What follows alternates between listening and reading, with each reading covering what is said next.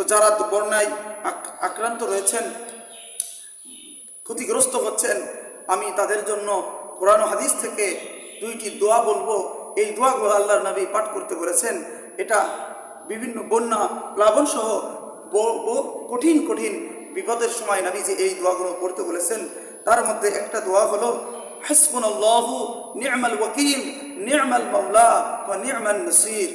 এই দোয়ার অর্থ হলো যে আল্লাহ তাআলাই আমাদের জন্য সকল প্রকার বিপদ আপদ থেকে রক্ষা করার জন্য যথেষ্ট এবং তিনি উত্তম সাহায্যকারী।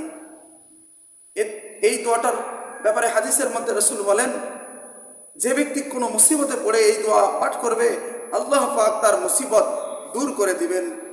হযরত ইব্রাহিম আলাইহিস সালাতু ওয়াস সালাম এই দোয়াটা পাঠ করার বরকতে আল্লাহ তাআলা তাকে নমরুদের অগ্নিকুণ্ড থেকে হেফাজত করেন।